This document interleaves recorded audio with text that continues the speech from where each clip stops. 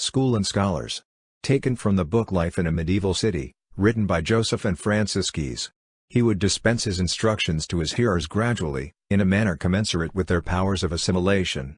In view of the fact that exercise both strengthens and sharpens the mind, Bernard would bend every effort to bring his students to imitate what they were hearing.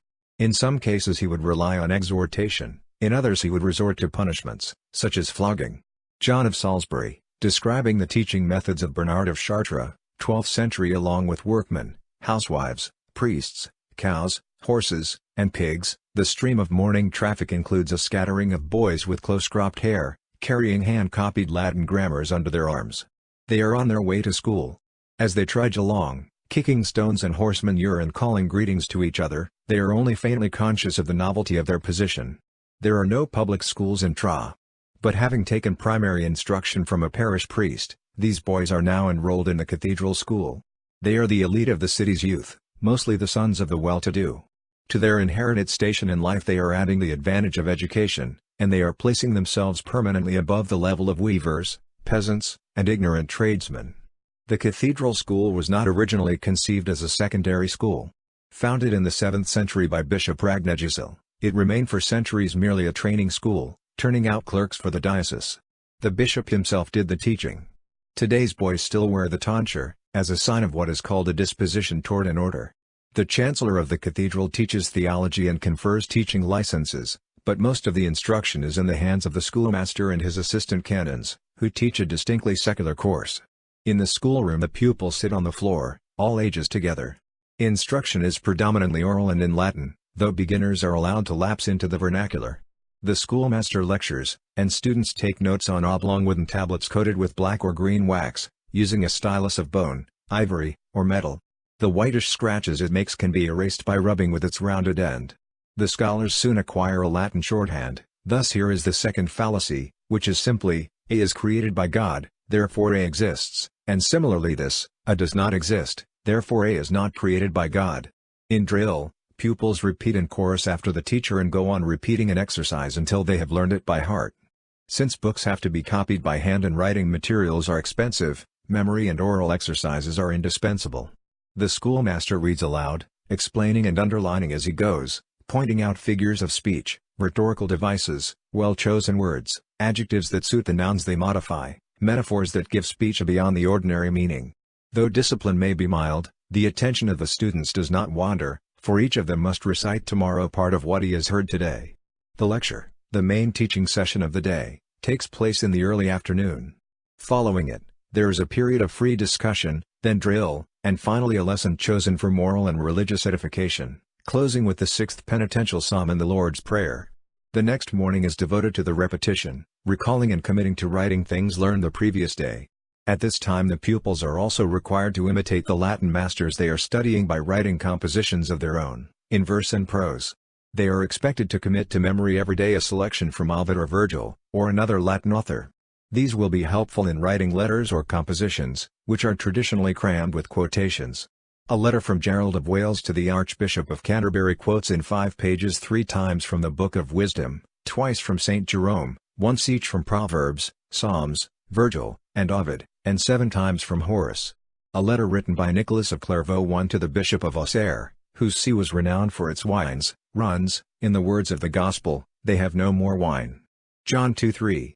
"Do not send me the wine of sorrow," Psalm 59:5, "but the wine which rejoices the heart of man," Psalm 103:15, "whose color is excellent, the savor very fine, and whose agreeable odor," Exodus 29:18, testifies to its quality.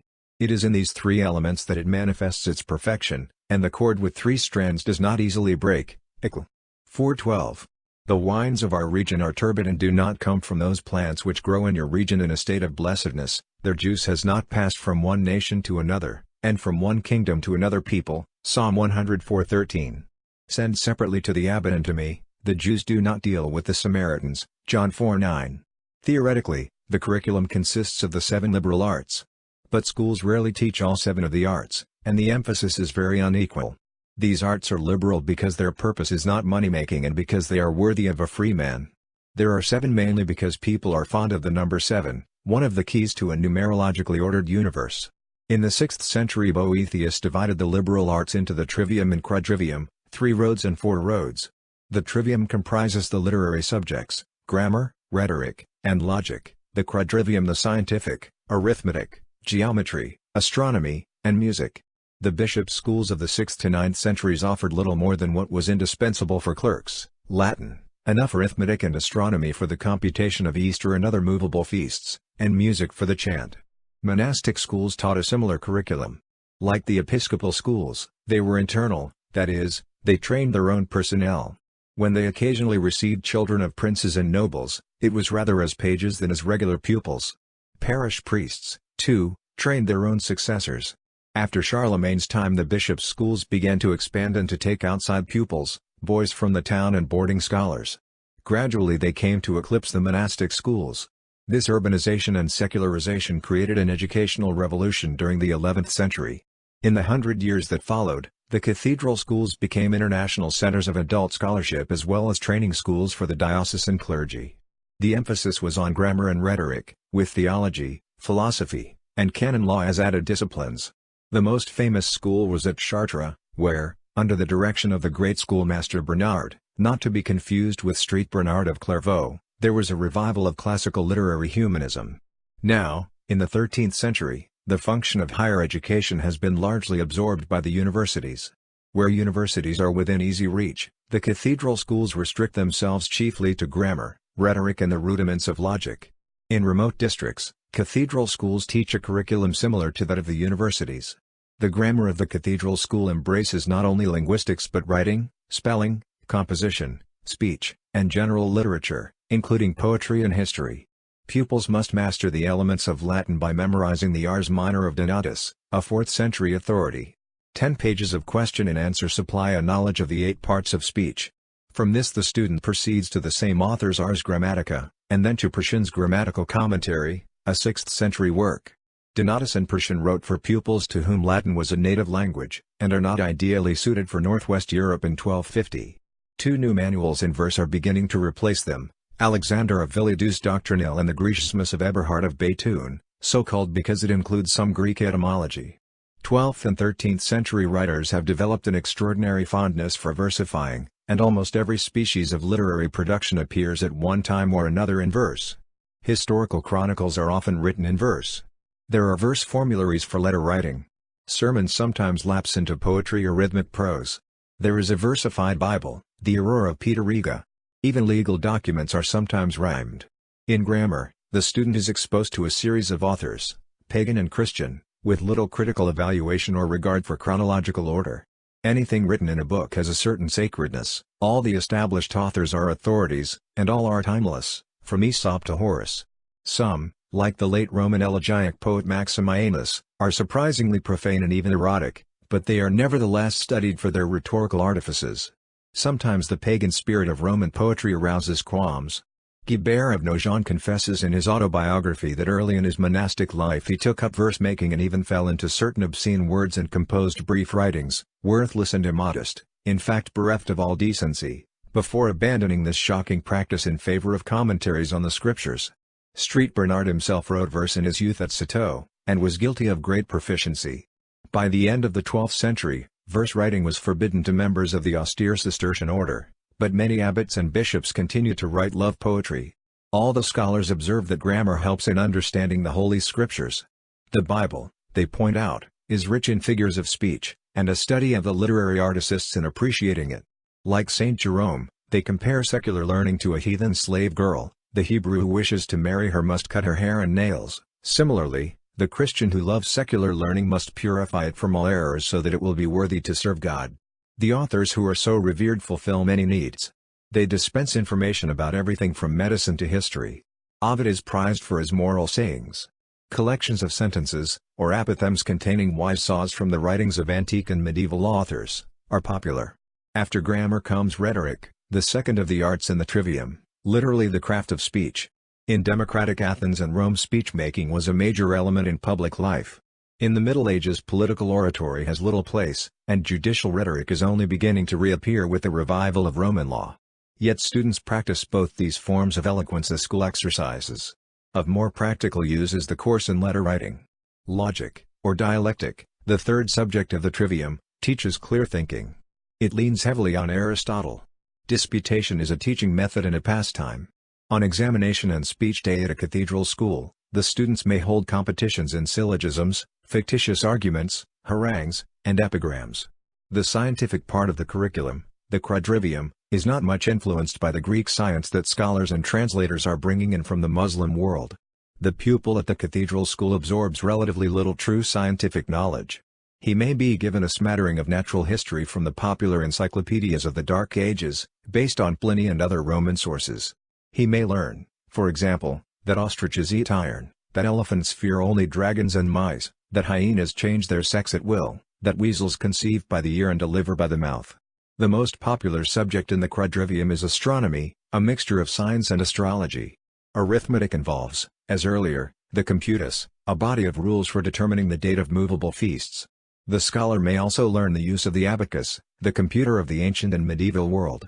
He learns something of the properties of numbers, especially ratio and proportion, and the propositions, without the proofs, of Euclid's first book of geometry. As part of his geometry course he may acquire some rudiments of geography, studying a map of the world that shows the circular Earth composed of 3 continents equal in size, Asia, Africa, and Europe, separated by narrow bands of water.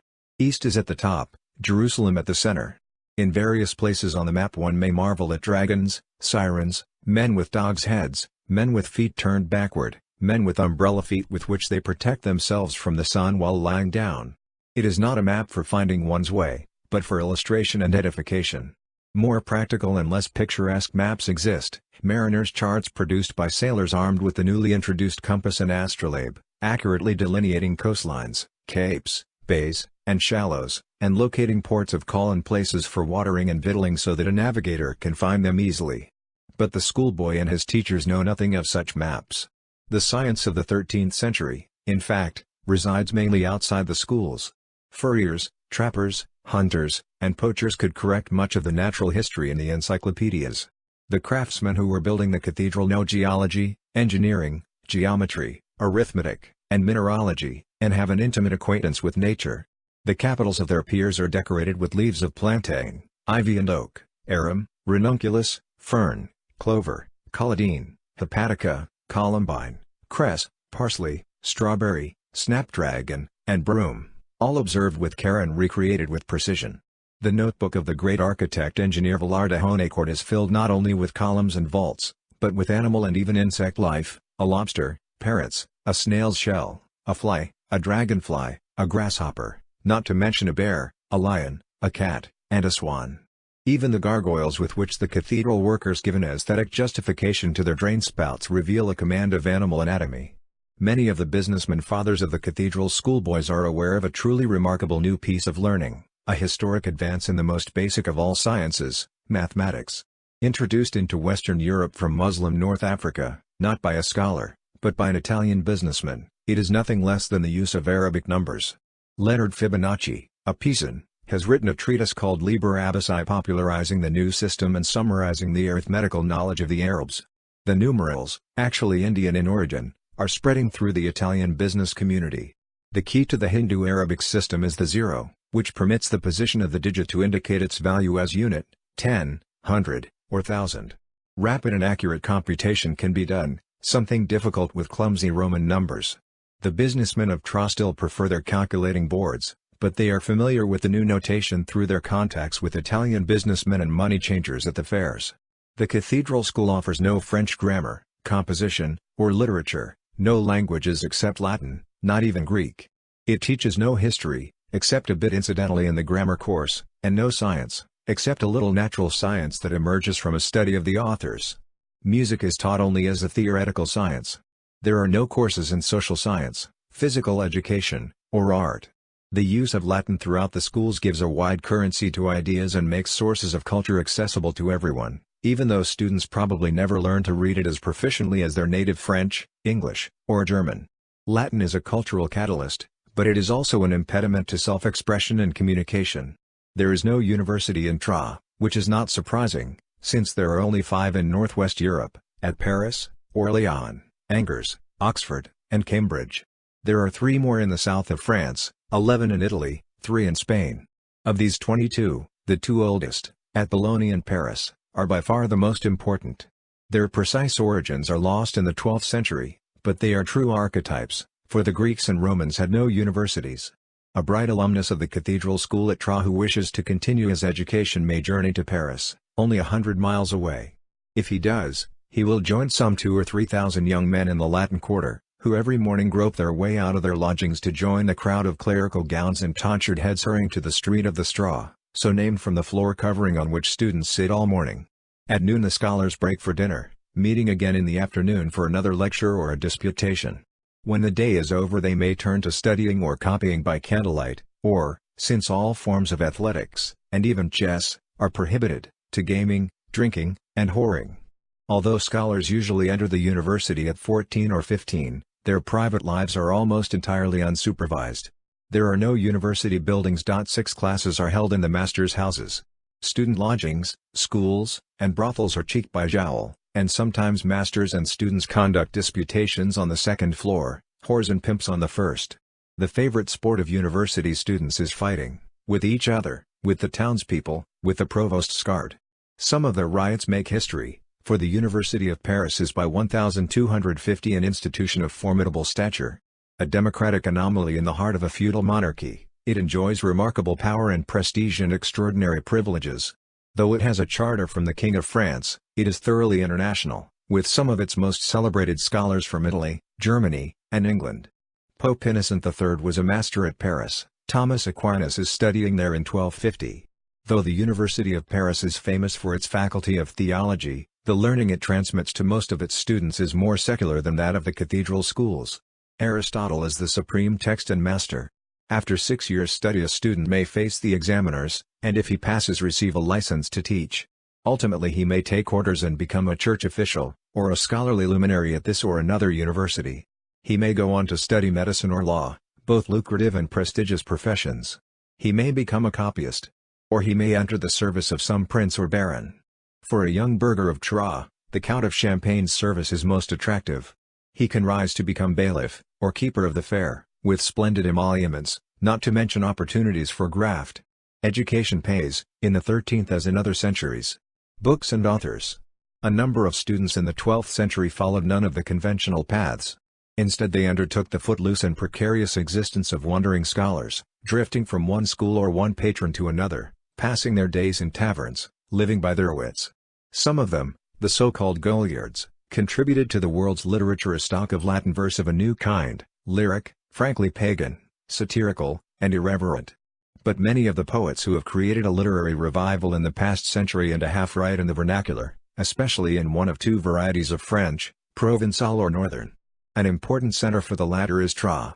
Count Henry the Generous and his blue-stocking Countess, Marie, daughter of Louis VII of France and Eleanor of Aquitaine, patronized a number of poets, of whom the most famous was Chrétien de Troyes.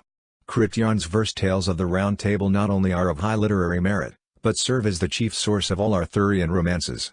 Another sort of Champenois literary production came out of the Fourth Crusade.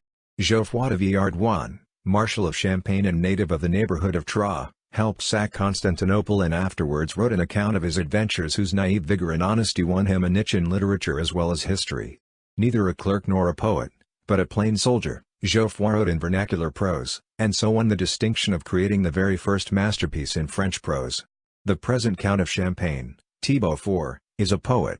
Guarded through his minority by his capable mother, Blanche of Navarre, Thibaut grew up to marry, one after the other, a Habsburg, a Beaujeu, and a Bourbon princess, by whom he had 8 children.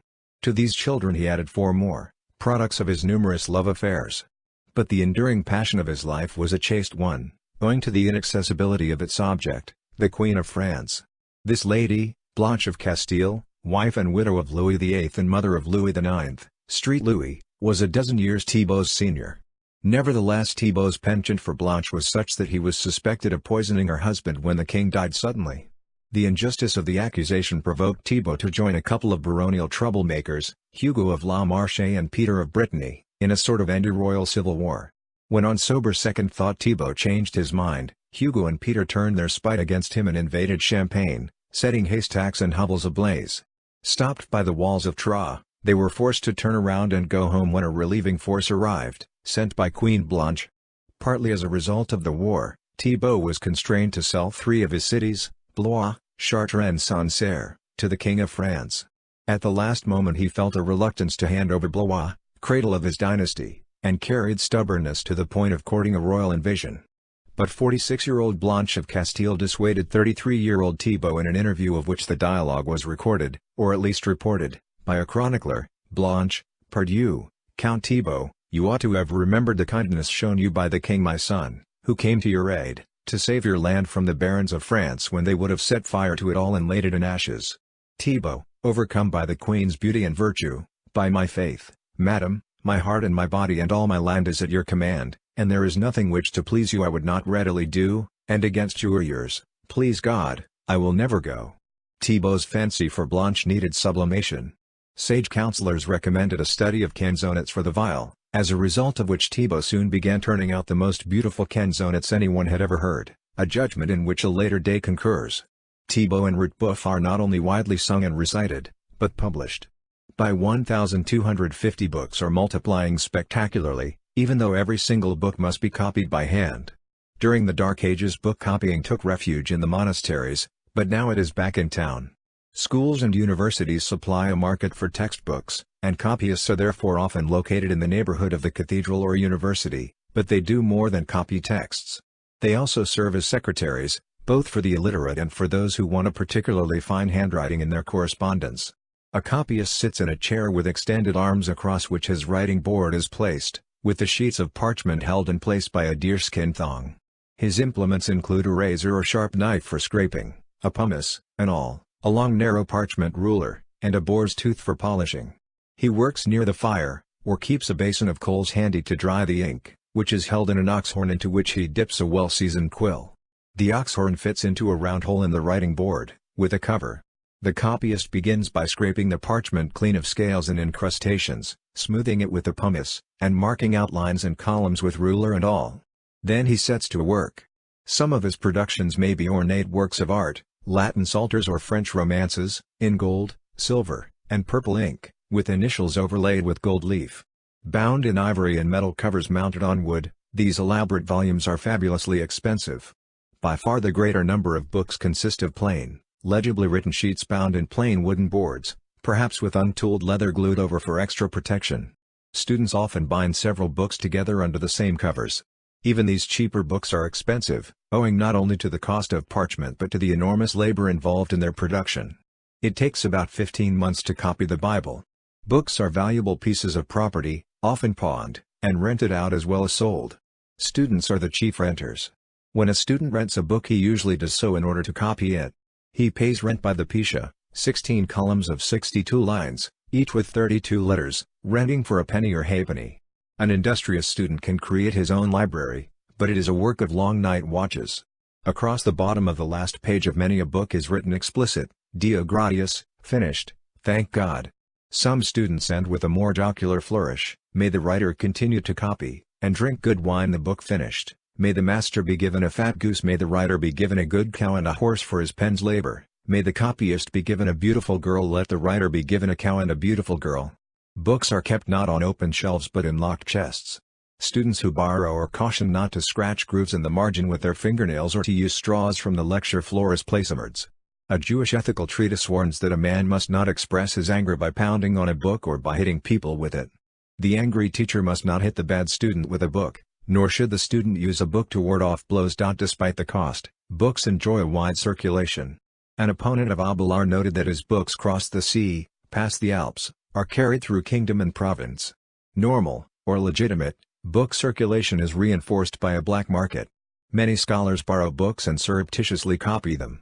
John of Salisbury lent a book to a friend at Canterbury, and later referred to him as that thief at Canterbury who got hold of the Polycriticus and would not let it go until he had made a copy. Street Bernard wrote a would-be borrower, "As regards the book you ask for, there is a certain friend of ours who has kept it a long time now, with the same eagerness you show. You shall have it as soon as possible, but although you may read it, I do not allow you to copy it. I did not give you leave to copy the other one I lent you, although you did so." The more elaborate productions of medieval copyists were usually bound in ivory and metal covers mounted on wood. Sometimes, as in this example, they were decorated with Chamblave enamel. But most books were bound in utilitarian wooden boards, sometimes covered with leather. Copyists are not always accurate.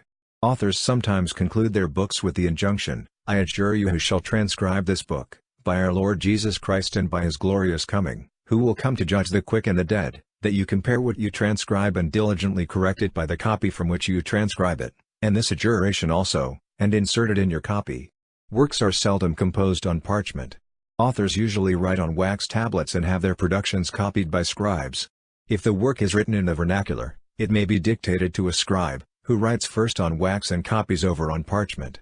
Even the most luxurious of the illuminated manuscripts show minor defects. The illuminator does not always leave space for the picture caption, which must be crowded in somehow, often impinging on the text.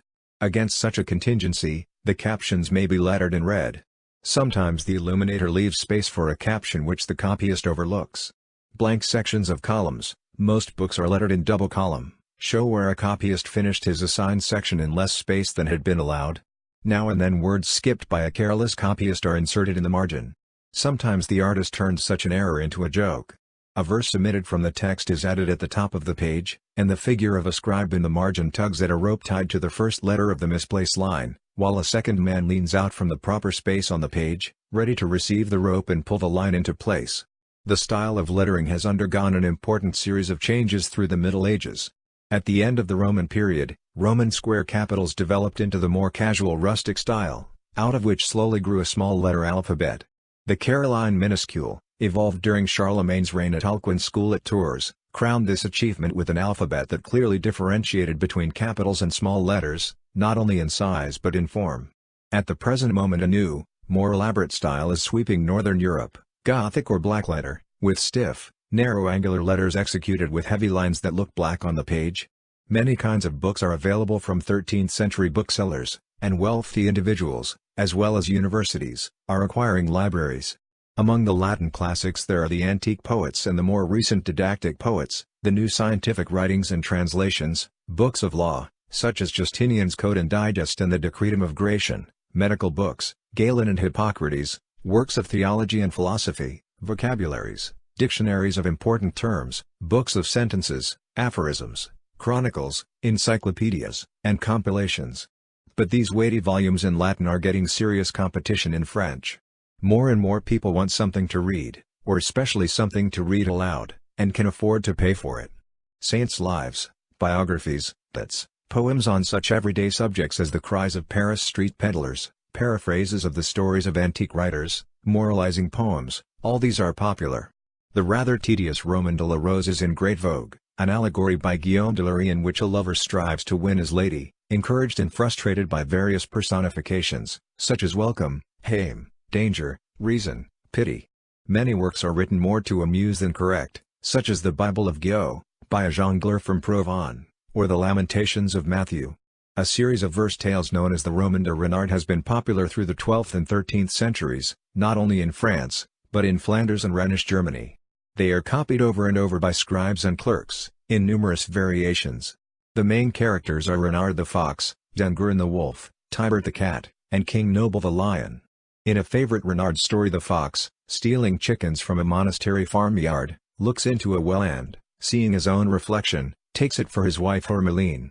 Climbing into one of the two buckets that serve the well, he descends, to find nothing but water and stones at the bottom. He struggles in vain to escape. Meanwhile Zangren the wolf happens on the well, looks in, and sees his reflection, which he takes for his own wife, Lady Hercent, with Renard at her side. Renard tells him that he is dead, and the well is paradise. If Zangren will confess his sins and climb into the other bucket, he can also achieve the celestial realm, where there are barns full of cows and sheep and goats, and yards full of fat chickens and geese, and woods abounding in game. When Zangren jumps into the bucket at the top, he descends while clever Renard ascends and escapes.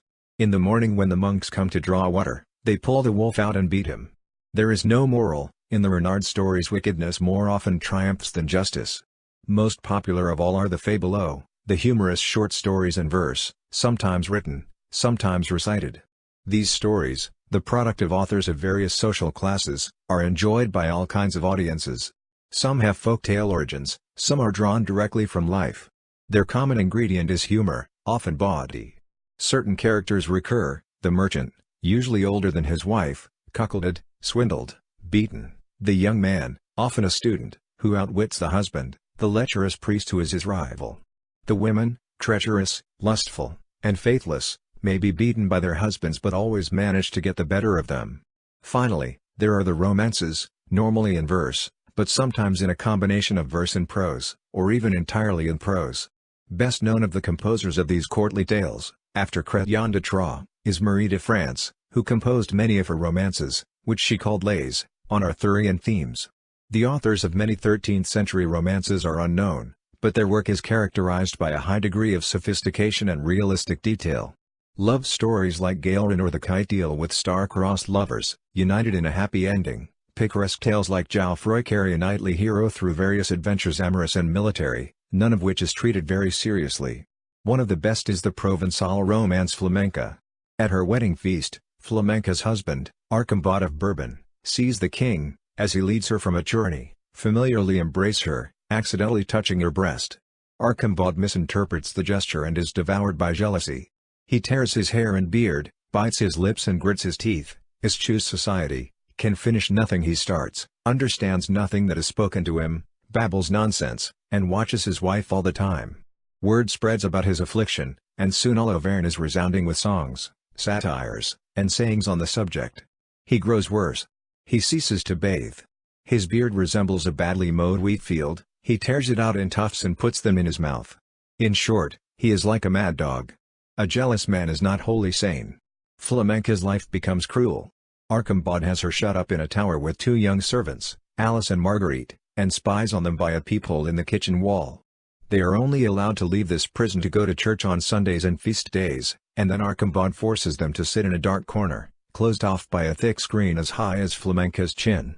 Only when they stand for the reading of the scripture can they be seen, and instead of letting them go to the altar for communion, Arcambaude has the priest come to them. Flamenca is not permitted to take off her veil or gloves.